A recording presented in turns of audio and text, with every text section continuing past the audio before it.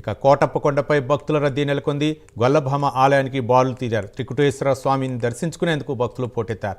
ఆలయంలో స్వామికి ప్రత్యేక పూజలు చేస్తున్నారు. ఇక మరింత సమాచారం మా ప్రతినిధి రవికృష్ణ అందిస్తారు.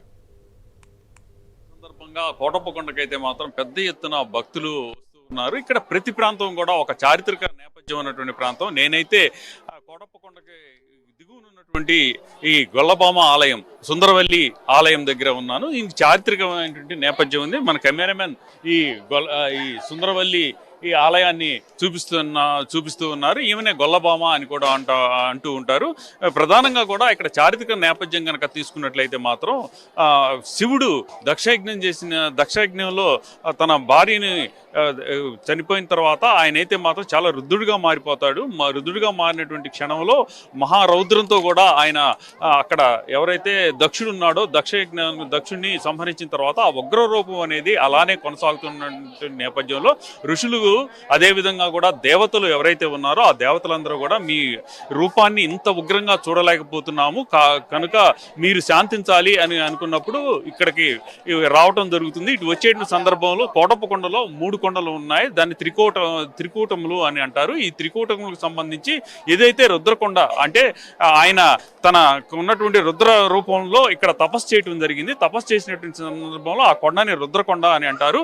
ఆయన ఉన్నటువంటి నేపథ్యంలో ప్రతిరోజు కూడా ఆయన ఆ కొండ మీద ఉన్నటువంటి పరిస్థితుల్లో ఈ ఎవరైతే ఆనందవల్లి ఉన్నారో ఆనందవల్లి ఇక్కడ నుంచి ఆయనకైతే మాత్రం రోజు ఆహారాన్ని అందిస్తున్నటువంటి పరిస్థితి అయితే ఉండేది. ఈ నేపథ్యంలోనే ప్రతిరోజు ఆమె ఆహారాన్ని అందిస్తున్నటువంటి సమయంలో ప్రధానంగా కూడా ఒకరోజు ఆమెను పరీక్షించేందుకు అయితే మాత్రం స్వామివారు ఆమెకి గర్భం అనేది వచ్చే విధంగా కూడా చేస్తారు. గర్భం వచ్చిన తర్వాత కన్యక గర్భం రావడంతో ఆమె ఆ భారంతో పైకి వచ్చి రుద్రకొండ మీద ఉన్నటువంటి స్వామివారికి ఆహారాన్ని అందించే పరిస్థితుల్లో స్వామి నేను రాలేకుండా ఉన్నాను, కాబట్టి మీరు దిగువకు వచ్చినట్లయితే మాత్రం కొండ దిగువకు వస్తే మాత్రం మీకు ఆహారాన్ని ప్రతిరోజు అందిస్తాను అని చెప్పేటువంటి ఆయన దానికి సరే అని చెప్పి కిందకి వస్తున్నటువంటి సందర్భంలో ఇది మాత్రం ఆయన ఒక కండిషన్ అయితే పెడతారు. ప్రధానంగా కూడా తాను వచ్చే సందర్భంలో వెనక్కి తిరిగి చూడకూడదు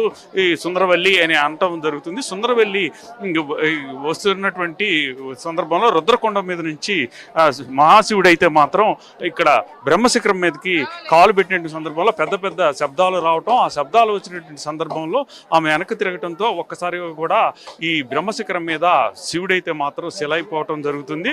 ఆ సందర్భంలో తర్వాత ఇక్కడ గొల్లభామ, ఇప్పుడు మనం ఎక్కడైతే టెంపుల్ చూపించామో అక్కడ గొల్లభామ కూడా శిలగా మారిపోతుంది. తర్వాత ఆ శివుడిని స్వామి ఇది ఇలా అయితే ఎలా అని అడిగిన నేపథ్యంలో నన్ను దర్శించడానికి వచ్చిన వాళ్ళు మొట్టమొదటిసారిగా కూడా నిన్ను దర్శించిన తర్వాతే నా దగ్గరికి వస్తారని చెబుతాడు. అదేవిధంగా కూడా ప్రజెంట్ మనం చూస్తున్నాం, మన కెమెరామెన్ కూడా చూపిస్తూ ఉన్నాడు. ఇక్కడ వచ్చేటువంటి మార్గం ఏదైతే ఉందో మొట్టమొదటి మార్గం ఏదైతే ఉందో ఆ మార్గంలో మాత్రం ఇక మొట్టమొదటి సుందరవల్లి ఈమెనే గొల్లభామ అని అంటారు. ఈమె ఇక్కడికి భక్తులందరూ కూడా సుందరవల్లిని దర్శించిన తర్వాత మాత్రమే ఇటు గుండా ఈ మెట్ల మార్గం గుండా స్వామివారిని త్రికోటేశ్వరిని దర్శించేటువంటి పరిస్థితి అయితే ఉంటుంది.